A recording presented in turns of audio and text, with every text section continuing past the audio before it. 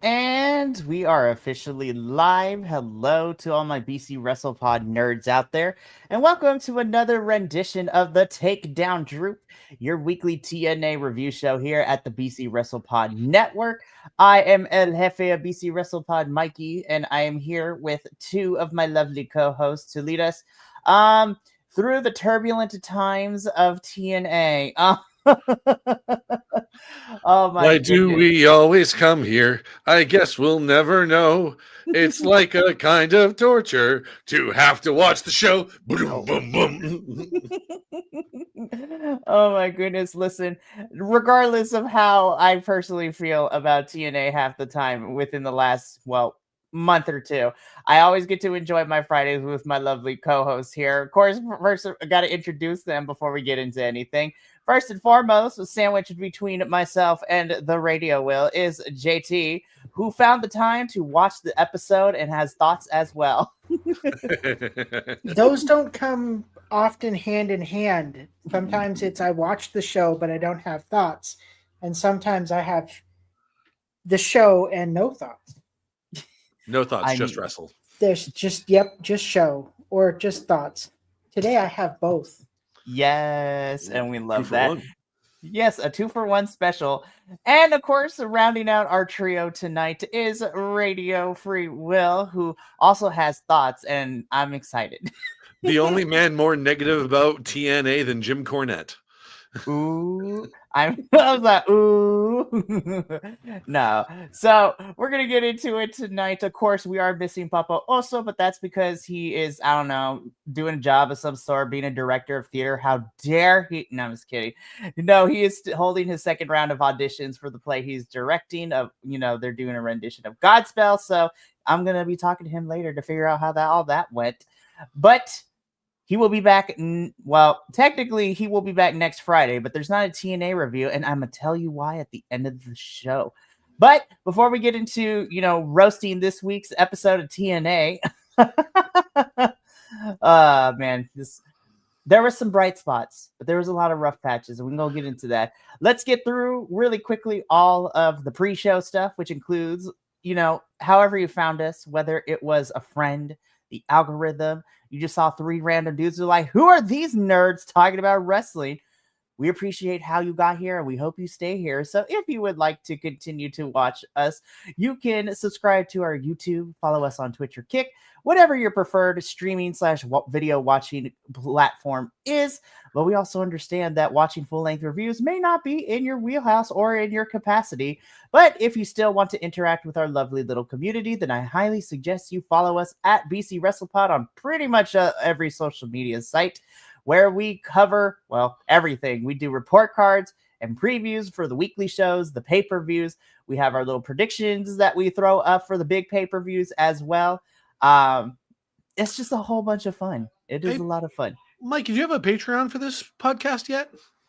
We technically have a Patreon in the works. We also have a coffee in the works as well, if you want to, support us financially. And thank you for the unintentional segue into also, if you want to, support us financially, but also getting yourself something nice in the process. We have merchandise available.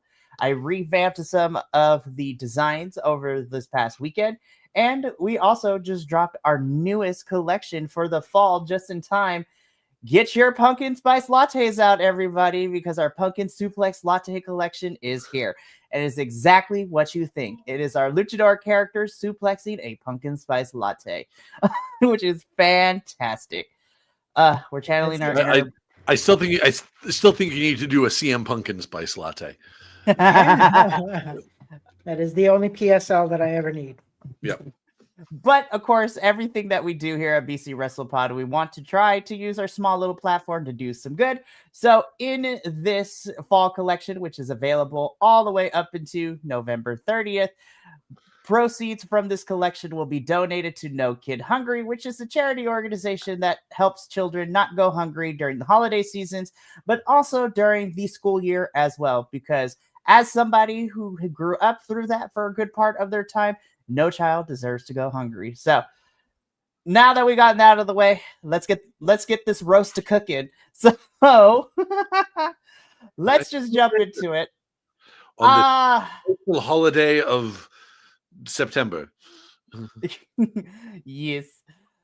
So, okay, I'm gonna be that person tonight. So I will admit, me personally, I had a lot more fun this episode than I have the last 2 weeks.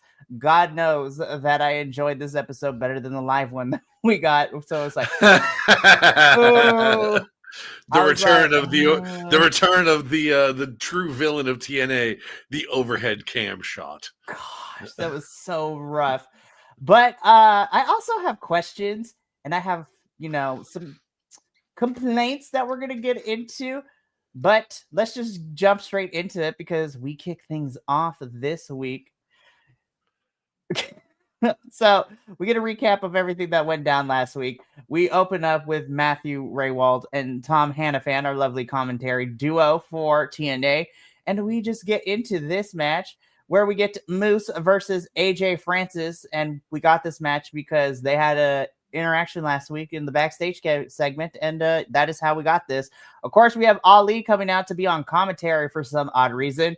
So I'm like, okay, we'll see how this goes. Yeah. So, as someone, once again, I didn't hate this match. Like, Moose was better than he normally is. Like, I'm not a huge Moose fan, but like he was better in this match than he has been. And you know me, I like AJ Francis a lot. He didn't do anything outstanding in this particular match, but I like the character work that he does. He saves his highest of high spots for the pay-per-views, which I can respect. It's like he doesn't need to go guns blazing 100% of the time, because guys that size generally can't, and it's not a good idea for them to go guns blazing 1,000,000% of the time. Honestly, I felt like this was a weird place to put this match on the card. Why would this be the opener? Like, you want to present both of these guys as credible threats, as credible. Like, one of them is literally nicknamed the face of the franchise. Why would you put them on the opener? Put them further down the card. Like this should have been the main event tonight, I think. God, yes, this should have been the main event compared to what the main event was. For reals. I was like, you know what? This would have been a really good way to end the show. Yeah. Yeah, 100%. Even if they did, and honestly, that would have made Ali showing up more impactful. Because as an opener, this is like, okay, yep, they come out and then Ali's music hits and he comes down. It's like, okay, that's kind of weird. Then we get him on commentary. If you've had an entire show of like, okay, we got this plot point, and then you're sitting going like, we haven't heard from Order 4 this episode. That's kind of weird. And then, they get in there, bell rings, and then Ali's music hits are like, whoa. Why's Ali coming down to the ring? What's going on here? And like, yeah, it just like this, like I said, not a bad match. Mm-hmm. Not a bad match. Not a great match by any stretch of the imagination, but not bad. Just weird as an opener. Yeah, I mean, again, yeah, like you pretty much summed it up really well. I would have liked to see this at the main event and closing the show than what we got, which we'll get into. Yeah. JT, before I get your thoughts on all this, I gotta bring in a comment from friend to the channel, Nick. Moose haven't been relevant since I used it on my hair 10 years ago. Heyo. Shout out to you, Nick. Love y'all. Thank you for popping in. But yeah, JT. So we've kind of been in this weird position with Moose and the system. They kind of been, for all intents and purposes, treading water, so to speak. Like they're still involved, but they're not really going anywhere. And I also feel that this match doesn't help that case. Right. But what did you think of the match? I actually really liked it. Like you guys were saying, it would have been awesome had it been further down the line. Just surely because the end of that match was so like cliffhanger. Like, you definitely know that they're trying to to start some stuff now. So by the time that Bound for Glory kicks in, it's going to be like a little more publicized, if you will. That and Moose. That was like, those were the two huge things for me. Like, I will say on this, I do, at the risk of damning with faint praise, this was probably the most effective way to get this to push the system closer to a babyface faction. Because AJ Francis is the closest thing, like, excuse me, no, not the closest thing, but AJ Francis is right up there with people like Mustafa Ali and Frankie Kazarian as the closest thing that TNA has to a full, top-notch, homegrown heel. Like, AJ Francis, I mean, he's clearly like, he's sort of like the mastermind behind First Class. Like, they could have put him, if they put it this way, if this was Moose versus Rich Swann, yeah, it definitely worked as no, would have been a same like opener kind of thing. But making it AJ Francis, that makes it feel more impactful as AJ Francis, to me anyway, with the exception of Trick Williams. AJ Francis feels like the biggest heel in the company. To me anyway. It's like, you could make an argument for Ali, you could make an argument for Frankie, but and yeah, and on that note, like, because they are trying, like, I can see them trying to turn the system a face, but it's just that nothing is really sold for it. This feels like the first thing that has been, yeah, they're the system is become, they're trying to make system a credible babyface faction. And it's going to be really interesting too, because with Ali kind of helping AJ Francis in this battle, like in this bout, it's kind of like, okay, so what's going on? Like, Ali comes out in like his truest of true commander-in-chief of TNA, but like, we've seen him wrestle and we've seen him, like, he was sharp. And it was like a campaign run. And all of a sudden, like, you see him helping AJ Francis, but there wasn't anything after the match. And so it's like, what are you guys, what's going on? I want to see how this is going to pan out. I think what they might be doing is trying to start like an entire like faction fight, you know, because that way they'll have the system working as the baby faces, but we'll have two heel factions in First Class. And basically this example of First Class trying to work with Order 4, having that backfire makes sense. So that we can, because the last thing they want to do, and I say this as someone who survived the Attitude Era and remembers the shiver that runs up my spine when I think of the words corporate ministry, it's like the last thing they want to do is take two heel factions, just kind of like mash them together. Yeah, make them First Order. Right. First Order, or Order Class, or Fourth Class, or Fourth Class. That sounds great. Jeez Louise. Well, I mean, this is kind of leading into a lot. So again, like you both said, Ali comes in, especially you, JT. Ali comes in to try to help AJ Francis, but it backfires big time, which does allow Moose to capitalize and win. And yeah, this is a thing that is happening at Victory Road, Moose versus Ali. So this is they gotta hurry up and finish their homework. For reals. So this is where I have the biggest problem, right? Well, I mean, I have lots of issues with TNA from time to time, but here's my biggest one, and it's not just TNA exclusive. This includes a little bit of AEW and all the other promotions too.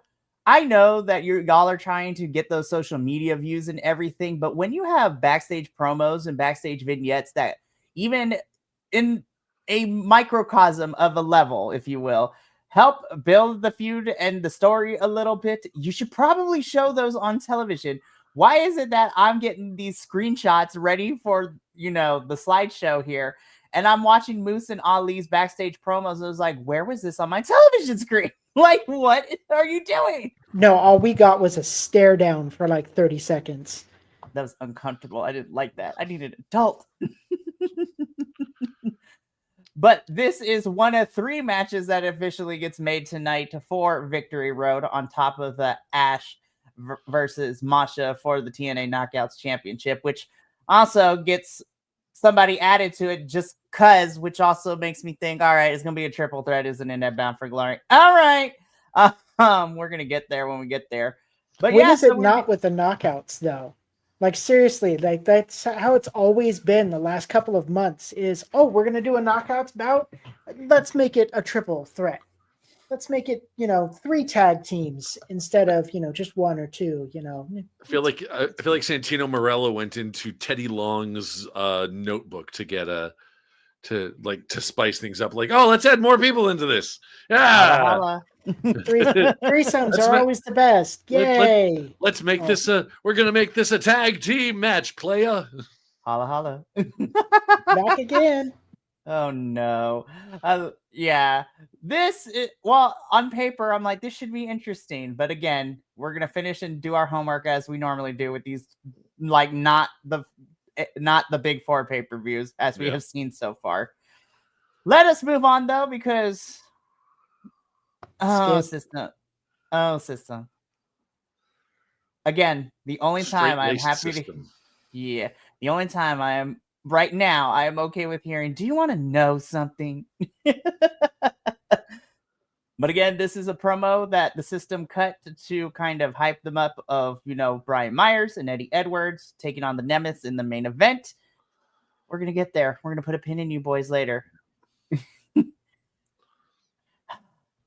We're trying. We really are. So what are we trying?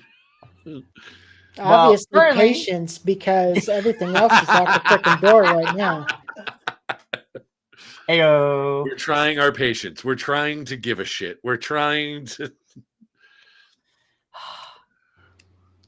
Oh, this.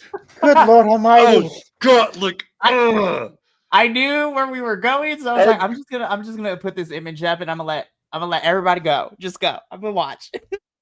Like I said, I spent my lunch break at work today watching the episode. Now, I only had my phone to watch it on. I damn near threw my phone halfway through this fucking bullshit. Like, oh God, like, remember, like, a few weeks ago, I said, like, I think I'm too old for the Rascals. This just cinched it. I am too old for this shit. I'm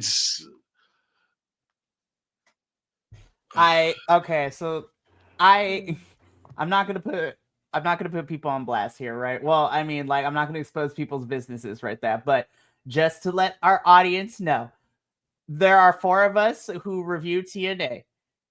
There are 2 of us that are in, well, and correct me of my ignorance, but I was like, oh, what am I talking about? There are 2 of us that either, are in the States that are believe in the good of the ganj and we love it. Oh, sure. Or, and some of us may or may not partake it. I will neither confirm nor deny who that is. I'm gonna be so for real. This felt like a really, and not to say, because this is also a hot take, this felt like a really bad version of the basement scenes from that 70s shows. Yes. Yeah. 100%. I mean, you had the laugh track. You had these guys acting a fool. I was just like, did Ashton Kutcher write this? Like, what is happening right now? And then the cutaways to the random graphics, I was like, okay, I know I didn't take anything, but I feel like I'm on something watching this. But no. The cutaway to the random graphics was very obvious what they were doing. It was like, do you remember that bit in, like, I haven't seen the new Naked Gun, but I know it happened in the original Naked Gun of, like, they're doing the sex scene and they smash cut to, like, a train going through a tunnel, kind of thing, like, over and over again. It was like, oh yes, a fire was lit and smoke came up and the rocket ship is going high. Yeah. The baby's first analogy for the use of narcotics. Thanks for painting that picture for us, TNA. Yeah, it's like, wait. You mean the guys whose entrance music starts with the sounds of a bong rip are gonna smoke the weed? Like, them marijuana reefers are dangerous.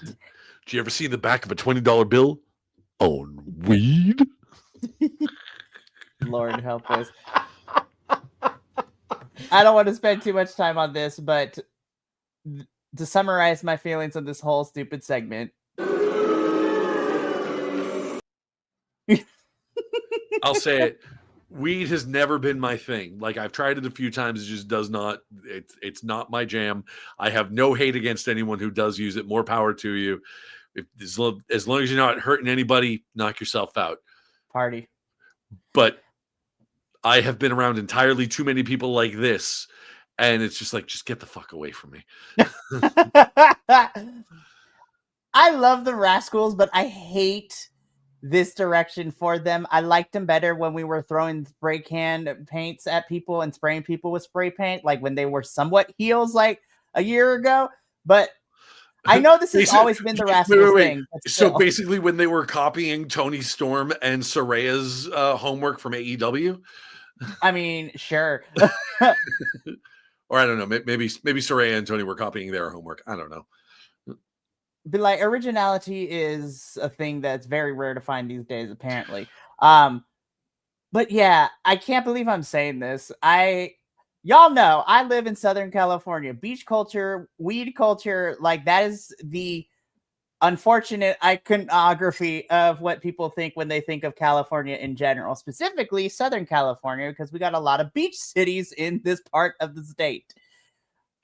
I'm over this for the Rascals. I truly am. I'm like, I can't believe I'm saying this, but I also think I'm too old for them. I love these wrestlers hands down as wrestlers, but the characters that are on my screen is getting kind of stale. And I need them to, whatever they need to do, drink some water, get the munchies, like satiate that. I need them to pull it together because I hate this direction for them.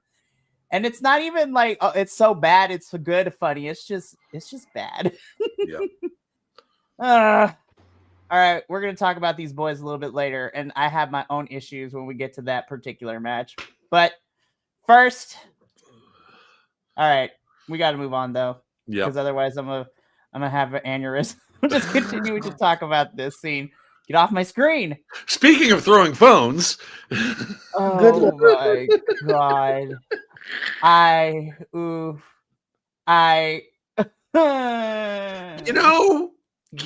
something occurred to me watching this match.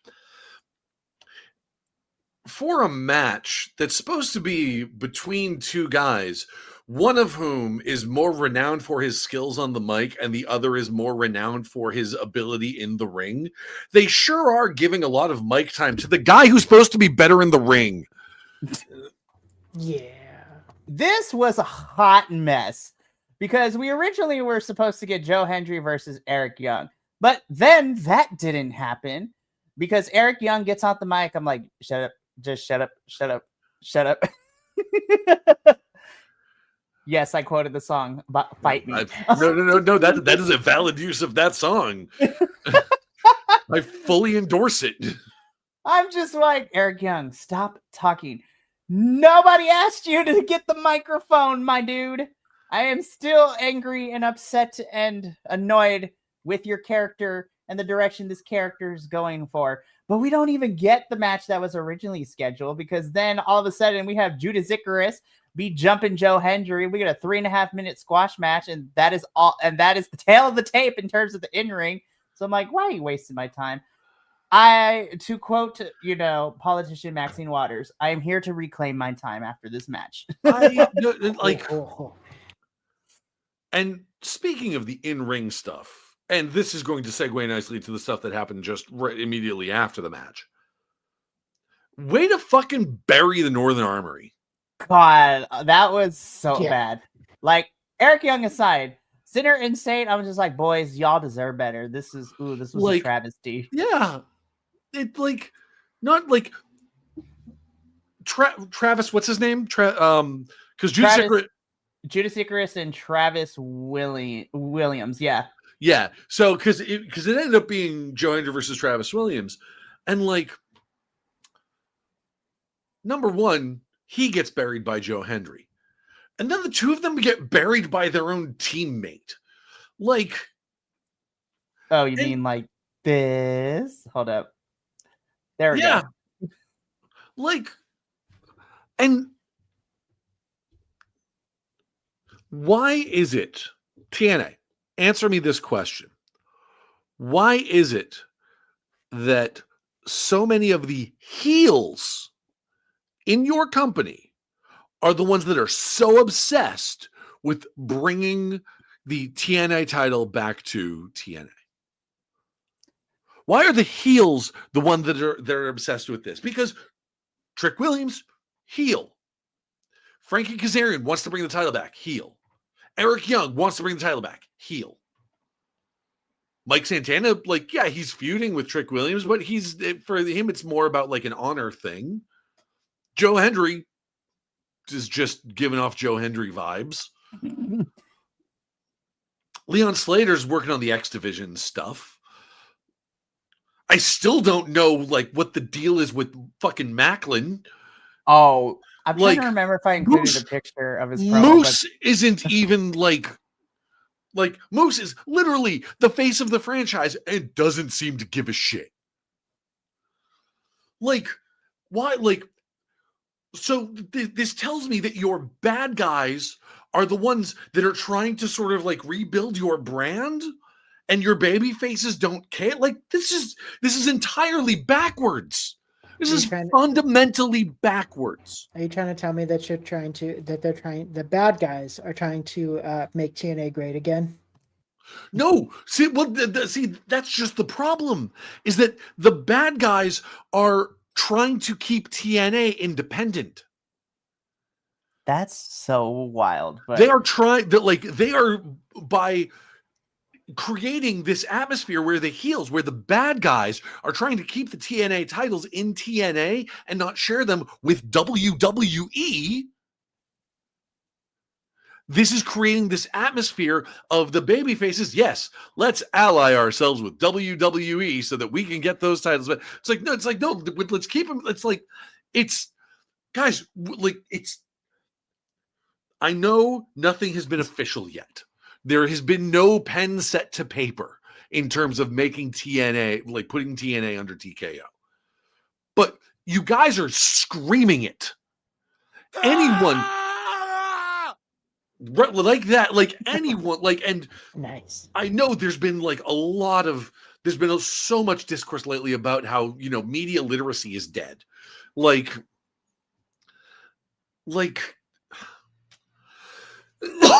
excuse me. Oh my goodness. I'm getting all worked up over here. Like, it's just like, why? Like, what? It just doesn't make sense. Like,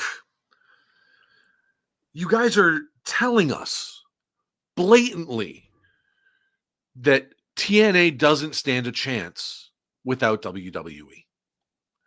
And you are, what's the term? There was a term that was going around, particularly, and yeah, I'm like, someone already made a MAGA reference. This is gonna get political here for a second. Strapping kids, here we go. Someone made a reference. There was a term shortly after Trump took office of someone saying like compliance in advance, or preemptive compliance. The idea of preemptive compliance basically said, like, he's already threatened to do these things, so people are saying like, all right, we might as well start doing these things when no law has been put into effect, when no like official thing has started, and everyone's like, oh, we got to start doing this. No, we don't. Not until pen is put to paper and there is going to be ramifications to us not doing or doing the thing that you have set up against, right? That's exactly what TNA is doing. It's preemptive compliance with WWE superiority.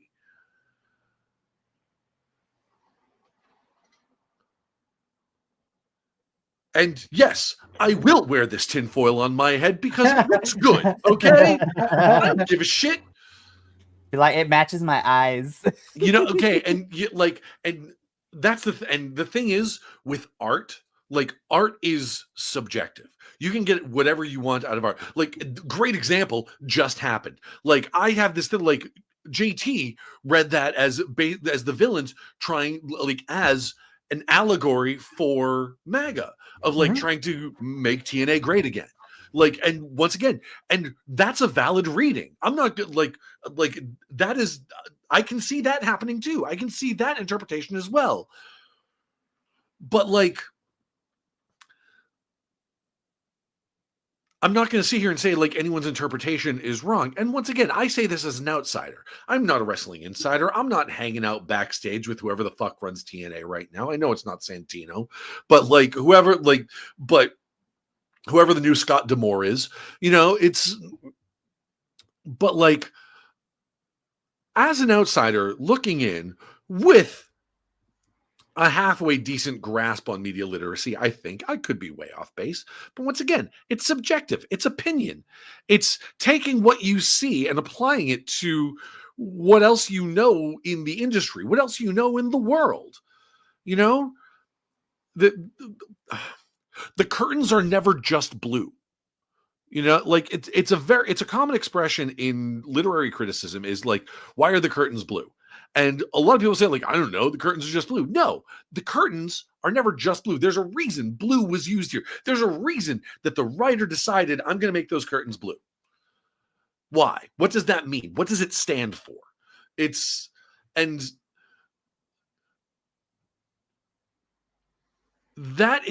not always intended by the author either.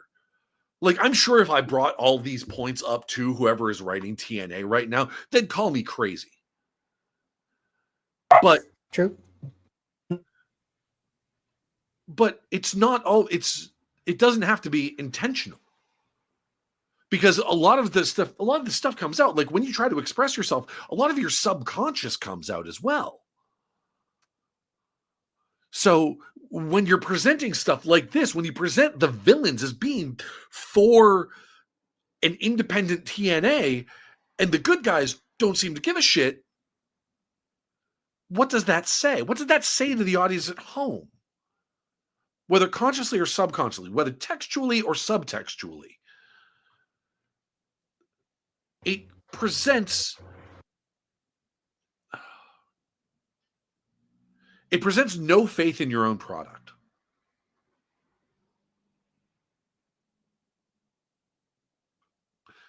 Yeah.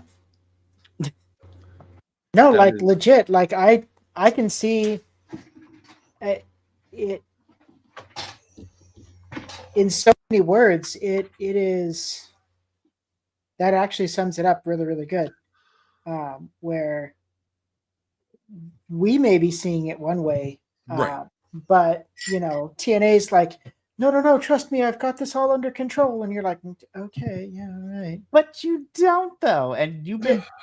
To use a couple of my phrases here, because TNA, I have been ride or die with you for the last 4 years, and who knows, I might still be there in the future depending on how things shake up. But you gotta know, you gotta stop playing in my face like this. Again, as a wrestling fan, there's a certain kind of masochism that we have as wrestling fans because we are so passionate and we love this art form that sometimes we go bonkers for some really questionable things that happen on our TV screens, whether it be the weekly shows or the pay-per-views. But the one thing in 2025 that I am so over, and it's not just a TNA thing, it happens in other promotions, whether it's here stateside or in the international brands sometimes too. I need you to stop playing in my face and stop treating me like I'm stupid. I was like, I see what we're doing here. Don't try to pull the wool over my eyes. I'm not dumb, TNA. This is bad, and I'm tired of you trying to push this. I said, no. This is going to be a good idea. This was bad. Eric Young's character is bad. I feel bad for Sinner and Saint because, we need more good tag teams in this division, but you just bury these boys For what? For Eric Young to fight, like, be by himself again? I'm like, what the hell was this? To borrow a phrase from one of the greatest animated physicians of all time, your product is bad and you should feel bad. I love that. I mean, on the good side, though, we might get a resurgence for Sinner and Saint again. God, I hope so. They pretty much, like, very sheepishly gave Eric the finger and got bombed for it. I would be more excited if I trust TNA to do that. I don't right now. Well, and see, that's the other thing too. Like once again, like, would I like to see that? Sure, but the last thing the TNA tag team division needs is another team for them to ignore. That's true too. I would be happier with I would be happier with them. Let me see. Let me think. Where could they go? Because I'll be honest, I fell off with AEW, not because I dislike AEW, but just because I haven't had the time to, keep up with the shows and stuff. With the exception, I did see, what was the Death Before Dishonor, the last ROH. Yeah, that was the most recent one. It was fucking baller. After so many weeks of watching TNA and watching Death Before Dishonor, I'm like, oh, this is what I needed. This is the good shit. Shameless plug. Check out my Death Before Dishonor review on our YouTube channel. But continue. But like,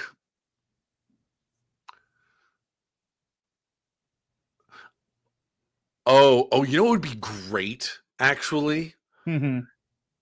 Let them leave TNA. Okay, hear me out on this. This is wild speculation with no knowledge of, with knowledge of only half of their contract status. So this is wild, baseless speculation. Let's have Sinner and Saint leave TNA and have them show up in AEW as a new faction with Karrion Kross. That would be amazing.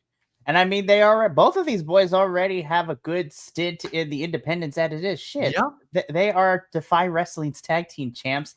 And then Mr. Judas Icarus here is also the Prestige Wrestling champion too. So I'm just like, alrighty then. So I would love it. Also, I would not be upset if they popped into GCW and be like, hey. Anyways. But this was not fun, and we still got a whole show to go through. Oh my God. So let's keep, as painful as it is, we do need to keep moving forward. So this was tough to.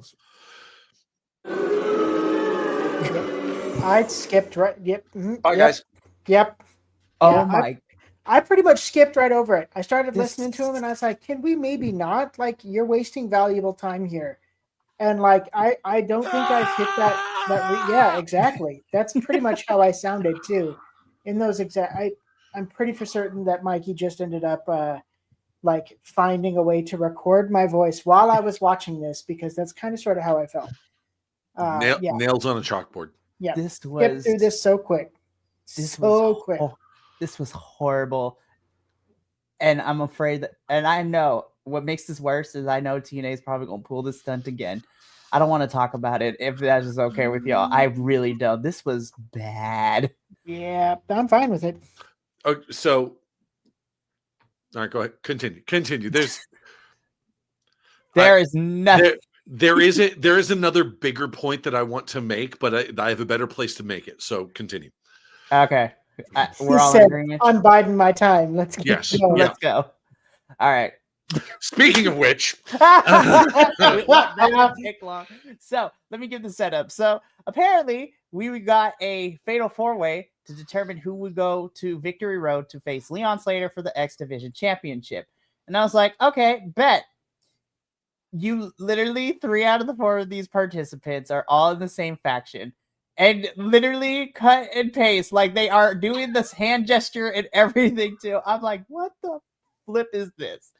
And then poor Jake is out here as like the random odd man out. I was like, Jake. Although I do appreciate that the way this particular image is set up, it's Trey and Zach doing the hand thing, but Myron's is like just kind of like off the camera thing. So it almost looks like he's patting Jake on the shoulder, going like, I'm sorry, bro. Sorry for this. So this is a fatal 4-way #1 contendership match. Winner goes on to Victory Road to face Leon Slater for the X Division Championship.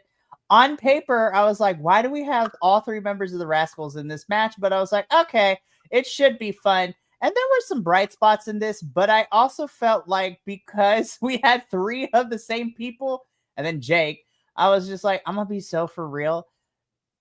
Okay. I love you, Jake. I really do. I mean, listen, half the time I see you, I'm like, you know.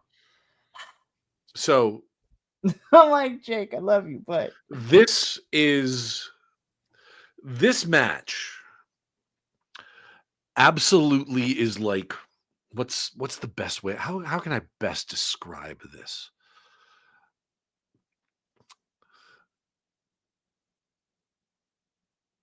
This is like going to this is do you guys know what the French Laundry is? I don't believe I'm familiar with that term. French Laundry is the first restaurant in America to receive a Michelin star. Okay. It is Thomas Keller, legend in the culinary world, like generally seen as like one of the he was the chef at the French Laundry when it earned that Michelin star. So he's the first American born chef to earn a Michelin star. Right. This match right here, this build, just looking at the card right here and knowing what we know about these wrestlers, this is a French Laundry match. Because if you look at it, you have 4 men in the ring, every man for himself. 3 of those men are on a team together. Keep in mind, of those 3 men have not had it has not been a cohesive few months for them. One of them has been there the whole time. One of them has been out on injury. And another one has been brought back from TNA, NXT, if I'm not mistaken, was basically brought back from NXT as the pinch hitter. So because he used to be part of the team, but then left to go do a solo thing and then came back. Right? So that, I believe you're thinking of Wesley. Myron Reed Myron Reed is the indie darling of the group, but yes. Gotcha. Okay. So, but like, once again, brought in as a pinch hitter, right? The drama there writes itself. Because each of those guys, every single one of them has that built in. Zach, I've been here the whole time. I've been working through this the whole time. I deserve the shot. Myron, I'm the indie darling. I can do the same thing all these guys have been doing. I deserve the shot. Trey, wait, you're the new guy. You don't deserve the shot. And hey, and Zachary, Zach, yeah, you've been here the whole time, but I'm not just going to let you take it. And then Jake, the drama in there writes itself. So this is this card, this match as the build up here, French Laundry. Unfortunately, the match we got was peanut butter and fucking jelly. with Jake, something reminding me of the what is it? The Red Guardian, played by David Harbour. He's totally, even in this shot, even in this face shot that he's got, he looks like an American Red Thunder, or like a Papi. He looks like a Russian caricature of an American. Yeah. Yeah, he even acted like it on stage with the it's like, I mean, my God, Zangief, calm down. Jesus Christ. No, that Jake did not get that role for the Street Fighter movie. No, but now we know that he could. Yeah. That's a whole nother conversation. That cast for that movie is wild, but we'll talk afterwards. I was like, holy crap. But again, you are absolutely right, Radio. I'm just like, listen, I love the Rascals. I really, really do. I hate their character choice, but in ring, I can always count on these three to give me what I need. But again, I'm just like, to be perfectly honest, I don't even think we needed a fatal 4-way. Like, just have Leon Slater go through all three of them individually. Yeah. There was one spot in here that I had to laugh at, and that was the dives to the outside. It's Jake standing here and then just takes one dive after another and doesn't sell a single one of them. I'm like, darn it, Jake, come on now. And that's one thing. But then their bright idea is, why don't we all dive at him? guys, just a little math here. Okay, I'm just gonna provide some mathematics for you. Okay. You, 3 dudes. Him, 1 dude. 1 dude who is not considerably larger than any of you dudes. One of you's gonna eat shit. And one of them did. Yeah. One of them did. It's like I understand like the inversion of it, because you're doing like the sort of the inverted thing that they do in AEW of like, and I know they do it in more than just AEW, but AEW is the one that gets shit for it all the time, of having like the 3 people outside and then the one guy in the ring going like, oh, I'm going to do the dive, hits the ropes and jump off. It's the opposite of that. Oh, we're going to have all 3 guys hit the ropes and jump off. Like, it doesn't work the same way. It doesn't. It doesn't work. Like, none of this works how you think. That's not how any of this works. And I'm mad at the cameraman too, because in the finishing sequence too, they did not like, because we have Zach pulling Trey out, right? And Jake is in the ring. Cameraman did not pan far enough, because in the background I see Myron Reed just waiting for the cue. I was just like, damn it, cameraman, you're not supposed to do that. But Myron Reed hits his finisher, and Myron Reed is your winner, and he is going to Victory Road to face Leon Slater for the X Division Championship. Again, on paper, should be a really fun match. Mm-hmm. But even still, I was just like, it's going to be fun. But we know that there's no credible threat for Leon losing here either. We got 2 weeks for Myron Reed to turn heel and make this interesting. Happening. Yeah. Oof. So yeah, that was that match. This is our second match made for Victory Road. We got to move on, because there are some other egregious things we got to talk about too. I'm not gonna lie. I loved this. And do you want to know why I loved it? Mm-hmm. Because it kindled that little place in my heart where Lucha Underground lives. Ooh, very true. It reminded me of those multi-camera, hyper-produced, soundtracked backstage vignettes that they used to do in Lucha Underground. I was like, this is what y'all gave the production for? I was like, what? Yeah, I mean, I loved it too, but I was like, damn, you really picked this one? Now I was like, give me everything, this all the time. What are we doing, TNA? Yeah, like if you're going to do this, commit to the bit. Just be a soap opera. Then I'd find you far more fascinating right now. You know how awesome that would be if it was like a telenovela or like some like listen, something. As the melanated person in this channel, I can tell you anything you make a telenovela is always going to get me in, because I'm always here for my twin brother. Like that. JT, did you ever watch Lucha Underground? I did not. Oh my God, please do. It's so good. I don't know where you can find it these days. I recall I watched the first 2 seasons when it was on Netflix. It's not on Netflix anymore. Because they did separate it into seasons. It wasn't just like like every week kind of thing. They broke it up into seasons, and all of the backstage stuff was fully produced like this. Multi-camera, soundtrack, lighting, everything like that. And it was great. So the crazy thing is, the other cool thing about it is that it's probably the first taste that a lot of American wrestling fans got to watch people that would go on to become bigger names, like Ricochet and Penta and Rey Fenix and Chelsea Green and Killer Cross, and just it was a bonkers time. They died in dishonor because, from what I understand, they basically towards the end there, they just weren't able to pay their people like at all.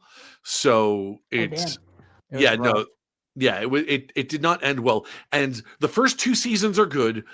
I started the third and it was kind of and I've heard the fourth is kind of trash. But it went way left. But I agree. The first 2 seasons are great. Yeah. And JT Radio puts this out as in seasons. It is not an understatement. Each season had its own self-contained overarching narrative.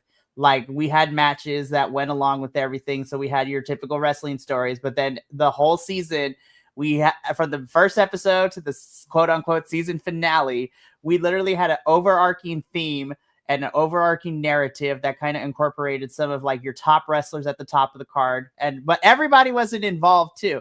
And also Lucha Underground was great because, again, everybody talks about the Chelsea versus Penta match, the intergender wrestling at its best. It was a crazy time as a wrestling fan, but it was so good. All to say, I agree with you, Radio. I want all my backstage segments in TNA to be this level of produced and this level of telenovela, because I will be here for it. So the other, everyone talks about the Chelsea and Penta match.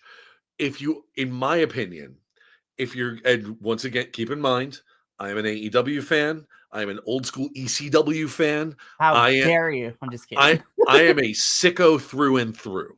Okay. Or the sickos. Yes.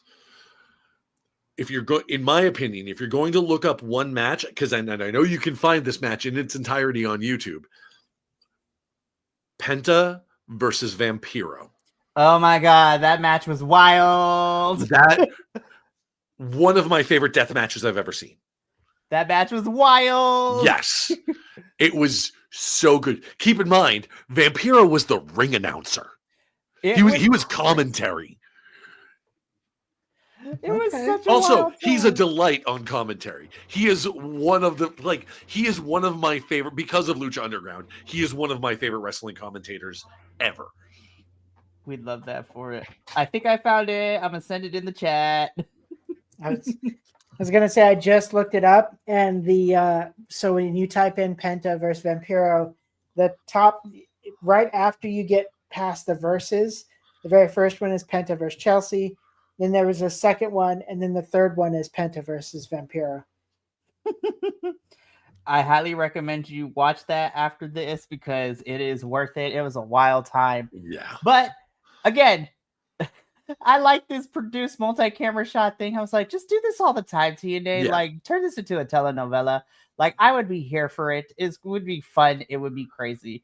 But Franklin over here is trying to inspire Jake to, not just be big, barbarian boy, I guess, if you want to call it that. I'm going to be so for real. I want Jake to be the strong boy, but I want him to be the nerdy strong boy. I'm like, bro, you have a whole Goku tattoo covered up on your leg. He has a what tattoo?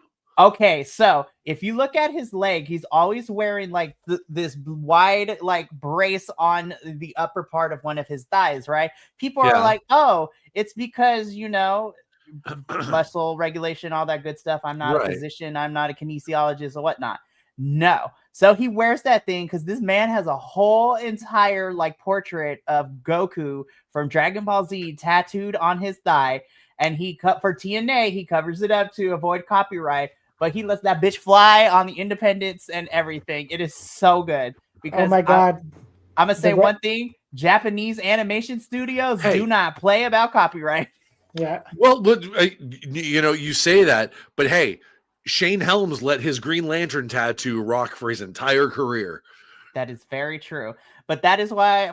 So now I taught my co-host something that the thing that Bracey wears on his leg, it's not for muscles or for the in-ring. It's so he don't get copyrighted for TNA with that Dragon Ball Z tattoo. If we're talking and if we're talking about companies that are not afraid to litigate over their logos showing up, CM Punk has a Pepsi tattoo.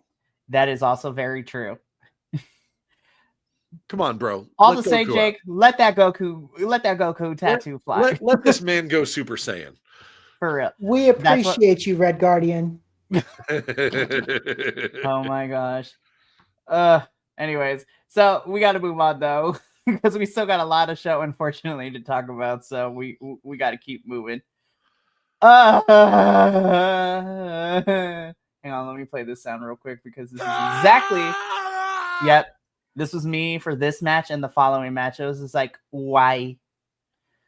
I'm gonna speed run this because literally it was like less than 7 minutes total combined for these both matches. Yeah. Shenanigans happen. Heather by Elegance beats Jessie McKay. Santino comes out and it's just like, how dare you do the shenanigans? So let's do another match. Cassie beats M by Elegance. And yeah, so that was this whole segment, and I'm just like, way to utilize your knockouts, TNA. I so appreciative. Not.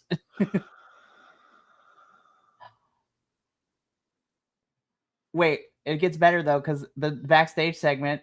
This was a whole train wreck of like a 3-act structure that did not work out well. Because I applaud you for your screen capping abilities for the expression on the concierge's face alone. Exactly. I was going to point that out too. It's like George Iceman, the concierge. This is exactly my face after the last like 10 minutes of those 2 matches plus his backstage segments. I was just like, yeah, that's exactly how I feel. So first things first, because Santino made this all kinds of convoluted. So I had to make sure that I had my notes in order. And Santino, I love you to death. But like this was the most confusing shit on the planet that I had to make sure I had my ducks in a row. But I was able to figure it out. So this is how it's going to go down. Mikey doing the Charlie Day work over here. Exactly. Somebody has to. But, so first and foremost, we're getting this for the 3rd time, within the last couple of months. So it is the Elegance brand versus the Inspiration. At this point, I was just like, watch me pick the Elegance brand, and then they finally give the titles to the Inspiration at the Victory Road. I'll be like, what am I doing with my life? I was just like, can I make my prediction on this one right now? Go for it. Don't care. Does TNA know that they have more knockout teams? I mean, we have Liang Lee and Zaya Brookside. I know we just had Fatal Influence, but I mean, we did have a tag team of Lash and Jakara before they decided to let Jakara go from NXT. And I'm not that we have lots of other women's tag team in this relationship, but you know that WWE is going to be stingy. And also, I would feel so bad for like the Elegance brand if, say, you send over a Zaruka to face these girls. I was just like, oh, Soul and Zarya would pimp slap these girls into submission. But again, you have other knockouts tag teams, TNA. Why are we doing these again? I was just like, again, watch me pick the Elegance brand, and then this is where they lose. I'm like, gosh, dang it. I love the Inspiration, but they have not been great. They have not been good in the second run in TNA, and I'm just like, I don't know what we're doing. So that was the first part. But then what made me more confused is that Indy... I had to double check because the way Santino said it was like, so Indy is going to be the guest referee at Bound for... Wait, Santino, that don't make no sense. Double checked. Indy will be guest referee for Victory Road between Masha and Ash. And I was just like, and there it is. This is where we're getting our triple threat because shit's going to go down. I hated this whole entire segment with the 2 matches and then this announcement being made. Hated it. Yeah, I hit the skip button quite a lot on this one too. Yeah, like honestly, the first half of the match, I was like, wait, did I miss something? Oh, that's it? Okay, fine. Like, well, it was it was a lazy match, but at least it was short. And then they were like, no, we're gonna have another match. I'm like, oh, you're not gonna save this one for next week. You're not gonna pre-tape this one and save it for next week. Okay, cool. Might as well just knock it out now. Oh, and then it gets better too because the inspiration will be in 6 knockout tag team action next week. I'm like, why? Wait, oh my god, they do have other tag teams? That's crazy. Because it's going to be the inspiration, and I'm trying to remember who they're teaming up with. But yeah, it's going to be a 3-on-3 knockout, 6 knockout tag team match. I'm like, okay. Oh, this hurt me so much. I don't want to talk about it no more. Because literally, I felt like I lost brain cells in that whole entire segment. Moving on. You're like, and we're done. Okay. Wait, no. The words "in action" have never meant less. Loosely. And it's one of those things like it's okay. This is where I'm going to bring up my other bigger point. I've heard a lot of people in the online wrestling community use the phrase "indie-rific" to describe. Usually they're using it to describe AEW because the guys at AEW tend to go a little bit more athletic. They put more into their performance. It's basically the wrestling equivalent of calling a promotion try hard. Okay. Which I can't stand personally, not just because I'm an AEW fan, but also because this shit is hard. You should put effort into it. You should try to create as memorable and dynamic a show as possible. And it's a continued symptom of the anti-cringe culture of like people trying to make something. It's like, yes, you have to try to make something. It's like nothing just falls out fully formed. You have to put time, effort, and practice into your craft in order to make it decent.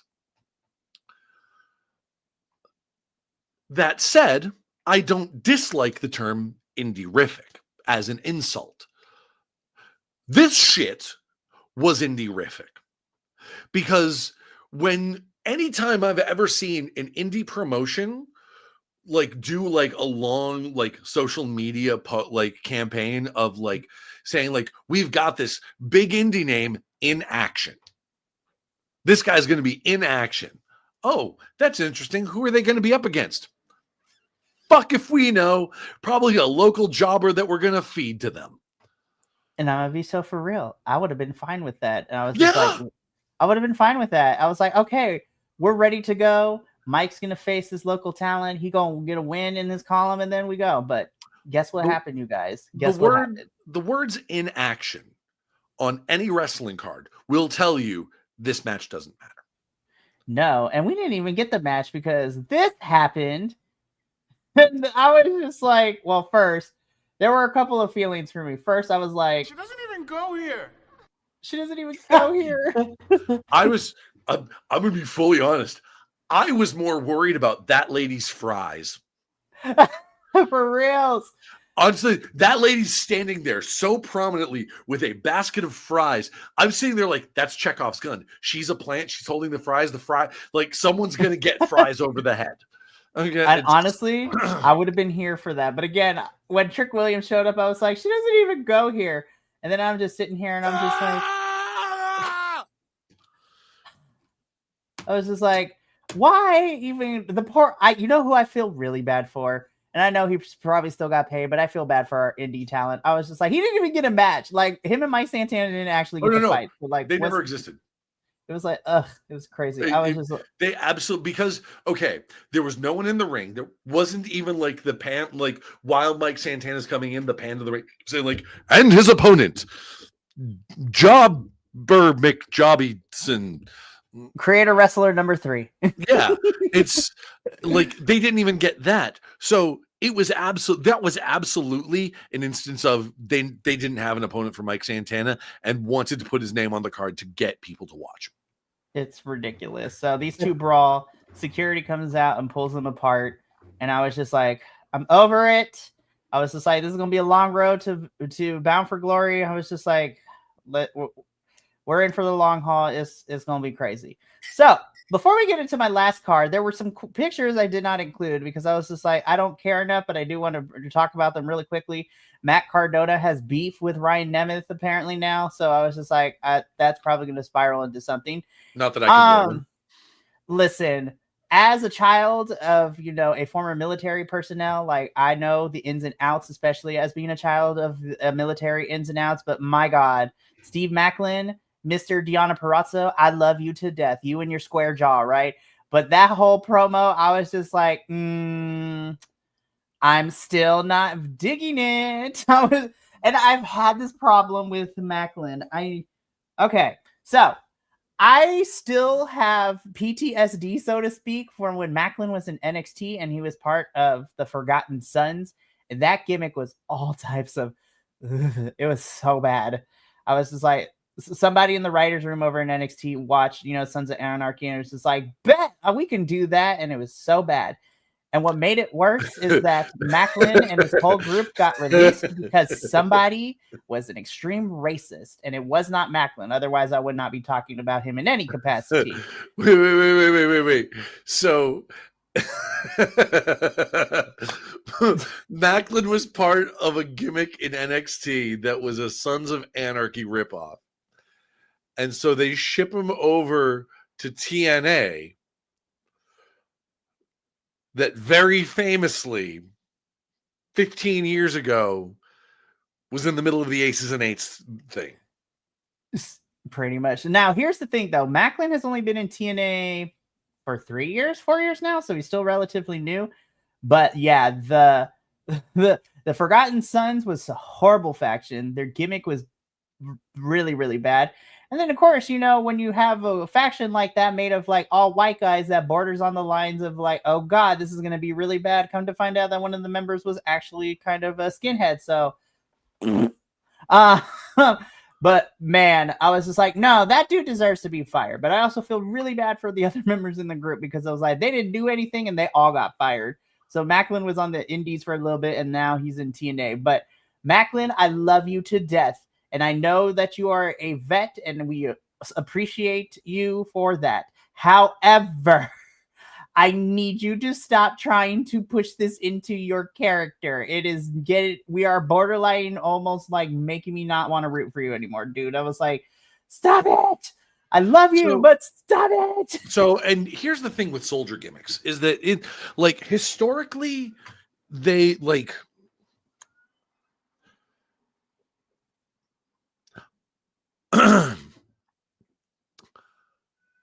there have been several, obviously. There was obviously the most famous of them being Sergeant Slaughter. And Sergeant Slaughter had the advantage in that regard of being popular during, the 80s. Like 70s into the 80s, right? Back when, it's somewhat, I will say, fairly more innocent times, right? But even then, when he was doing the soldier thing, he wasn't doing the all-American thing. Because that was firmly the domain of Hogan. Hogan was the all-American. And when it wasn't Hogan, it was Luger. And Hogan's stock ran out pretty quickly, mid-90s. Luger was a complete false start. No hate on him. No hate on him. Wrestling's a hard industry, hard business. And it's sometimes creative just feeds you something shit, But since then, the whole all-American soldier kind of thing, think about who's had it. It's been Kurt Angle, Jake Hager, or Jack Swagger, as he was called at the time. Don't remind me of him. They've all been heels. They've all been and even Kurt Angle Kurt Angle had 2 modes: dorky All-American or chicken shit heel. Mm-hmm. And I mean, yeah, he had some other ones where he was trying to be like, yes, I'm a hardcore competitor kind of thing. Which, once again, as an Olympic gold medalist, he certainly was, and on enough painkillers that he could ignore the damage he was doing to himself. Mm-hmm. But it's hell, even the Shield, when the Shield came in and they were baby faces, they weren't coming in as like, we are soldiers here to do our duty for the country. No, they were coming in as like paramilitary. They were coming in as like mercenaries. They were coming in as freelance, like, we're just going to beat the shit out of you because we can. And we're here in tactical gear. Right. So like, I don't, and it's, I'm not sure if he keeps talking about it, but I don't know if he's trying to make it, what he's trying to do with it. If he's trying to reclaim it to be a babyface gimmick, or if, like, especially calling himself a jarhead, like, I was under the impression that jarhead was not a nice thing to call a Marine. You know, like,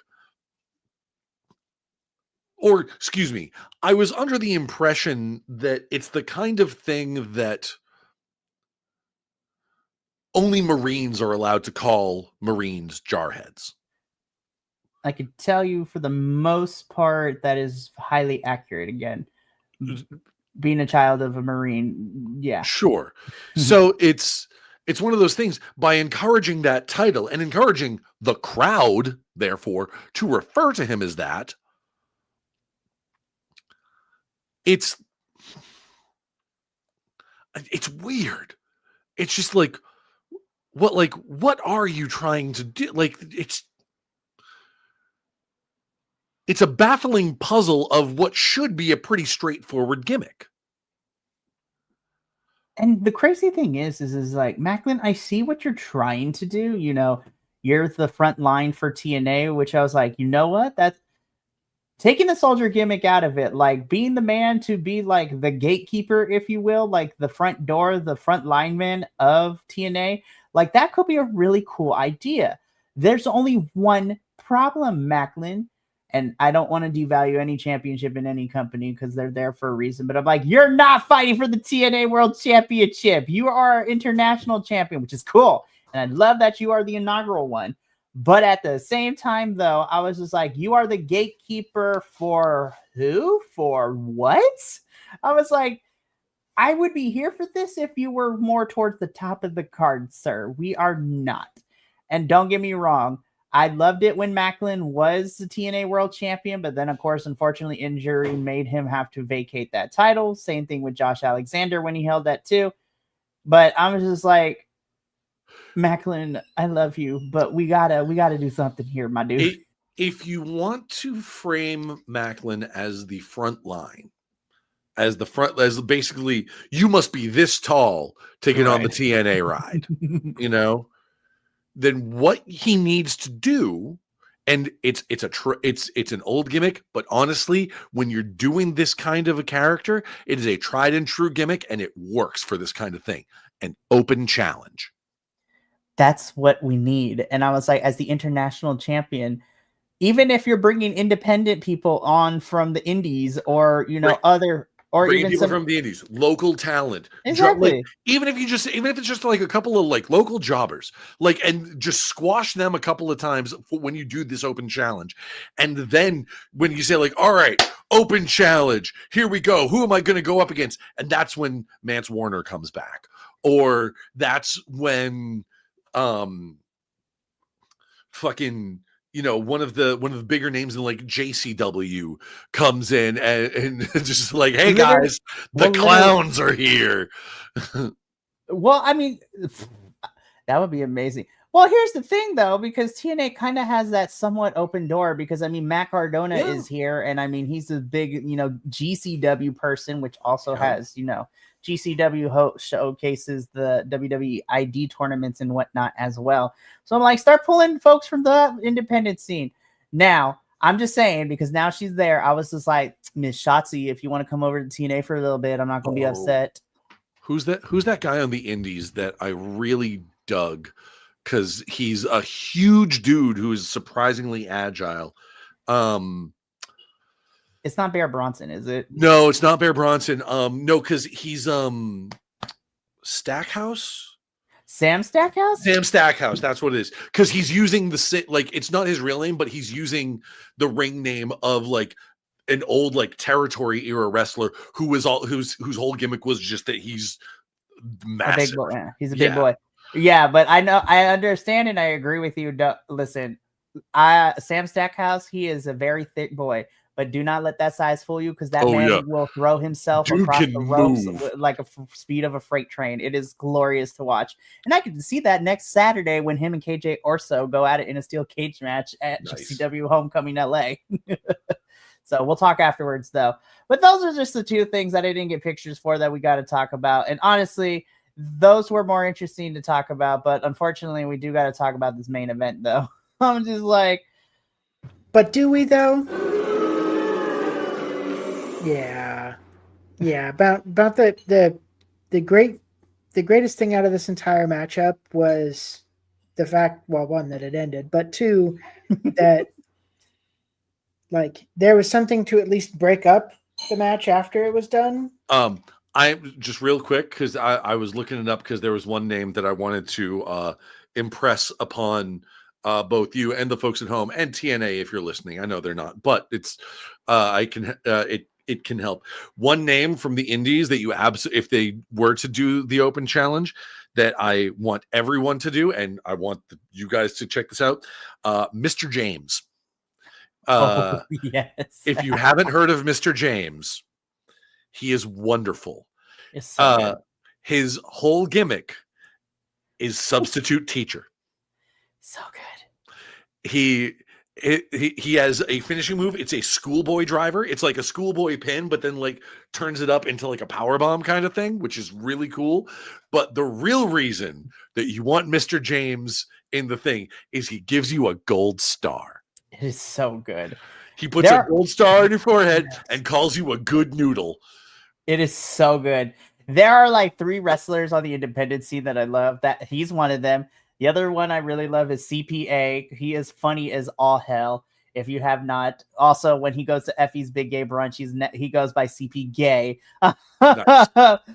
His whole gimmick is he wears these long flannel shirts, and he will like he wrestles in these long sleeve flannel shirts, and then when he's getting ready to do a big move, he starts to unbutton it and everyone's getting crazy like, oh, he's about to take it off, and then underneath is just another flannel shirt. It's so good.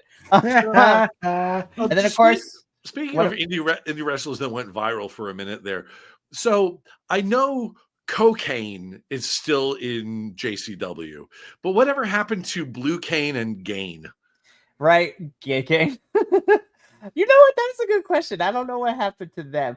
But the other indie wrestler I do want to talk about too, just because I love me some weirdos, is our lovable weirdo, Mr. Randy Myers, out here looking like Beetlejuice, kissing everybody out in this ring with consent, of course, is so much fun. Check out the fight. But again, I love my weirdos, but all I got to say is Ryan Nemeth made me very uncomfortable this whole entire match, because I did not like when he was looking into the camera, and I was just like, he's right here, officer. This one.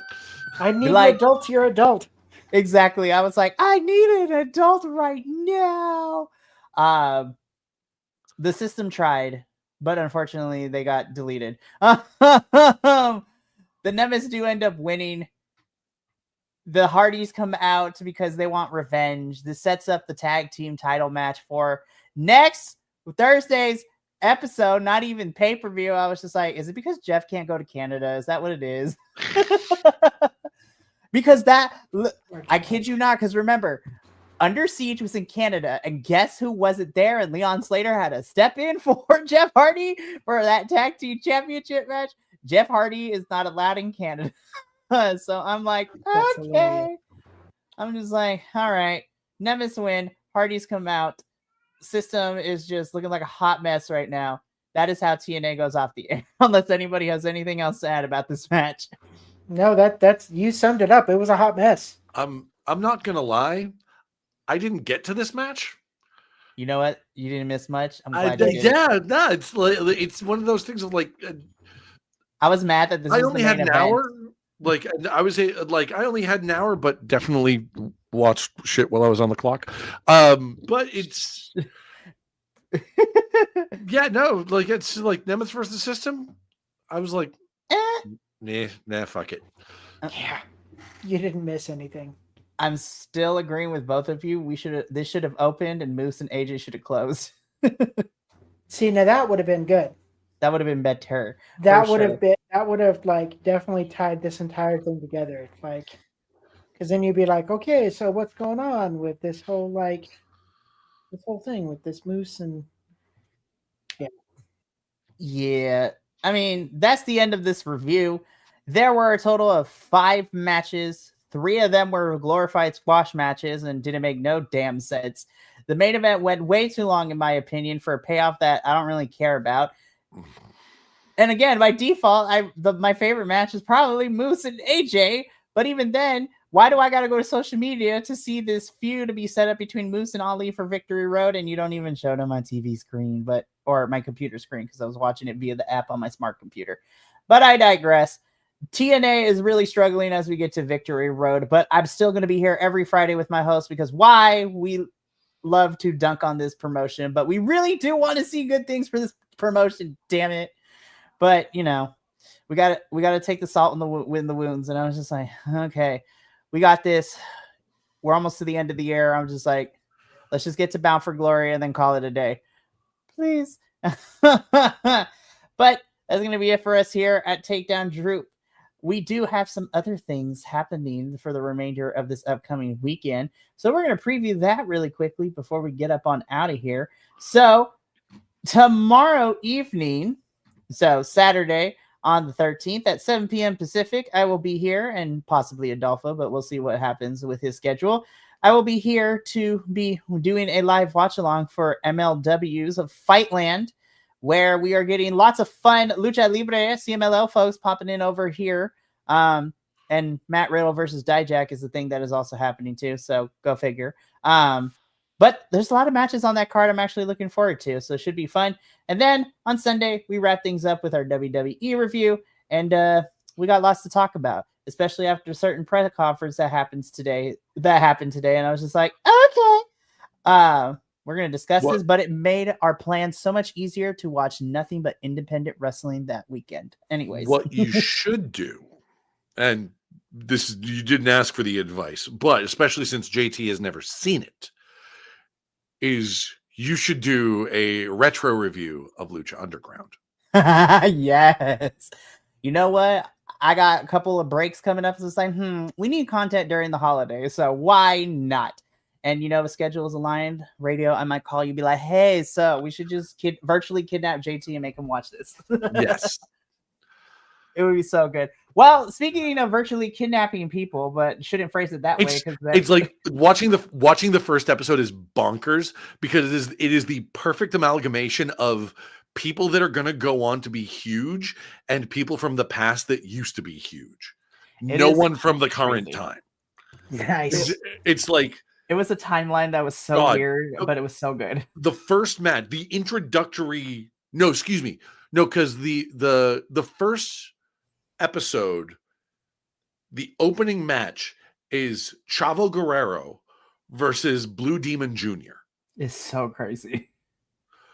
The main event of that episode is Johnny Mundo, aka Johnny TV, aka John Morrison, versus Prince Puma, aka Ricochet. So crazy. It was a wild time. Lucha Underground was a wild time for wrestling fans. It was crazy. Yeah. But you bring up other things. So as a programming note for us here at TNA, there will be no TNA review next Friday, because we're done watching this. No, I'm just kidding. No. So so close. Yeah. Well, I was so close to be free. I mean, hey, you know what? Y'all can leave anytime you want. Somebody's got to review it. So I was just like, no, you guys can, Mikey's over here like, you guys can leave whenever you want. I, however, am doomed. No, there will be no TNA review next week, but not because we're done and tired of watching in TNA. We're not there. For me, I'm not there quite yet. But next Friday, we will be, instead of doing a TNA review, myself, Papa Oso, and Adolfo, which are the CMLL crew, we are instead doing a watch along for CMLL's 92nd Aniversario show. So that is the big CMLL show that they have every single year. And we are getting lots of great matches. We are getting a retirement matches for 2 Lucha Libre legends. We are getting MJF versus Místico, Mask versus Title. So that should be a lot of fun as well. We are getting a blood feud type of match where it's Mask versus Hair, which is going to be really, really great. And then we're also going to get the finals of the Copa Independencia tournament. So it's a tag team tournament where you want to win as a tag team. And then the finals are at Aniversario where you face your tag team partner for the win. So that's a lot of fun. And we're getting a women's tag team action as well for the CMLL Tag Team Championship. So it's going to be great. I'm also excited because tonight or tomorrow when I watch CMLL's episode that is airing right now, Brodito is defending their titles in Mexico. So it is going to be glorious to watch, and I cannot wait.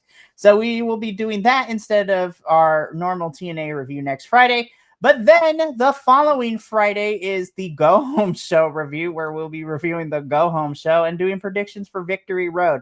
Yes, Victory Road is in 2 weeks. And then we are literally 2 weeks after that from Bound for Glory. So we're in the home stretch, kids, for the fall. So we're almost to Bound for Glory. And then we can get through the rest of the year. And then hopefully TNA will get their shit together come January. But who knows? But that's going to be it for us here at Takedown Troupe. I'm going to get us out of here because one of us is midnight. So that's not great for him. So we're going to get him out here as quickly as possible. But thank you so much for tuning into our shenanigans every Friday, especially on this episode, because we had a lot to say. And, from all of us here at Takedown Troupe and the rest of the BC WrestlePod family, remember, take care of yourself, love one another, stay biconic, and more importantly than anything, you always deserve to finish your story. We will catch you tomorrow during our MLW Fightland watch along. But until then, sayonara, adios, and until next time, peace.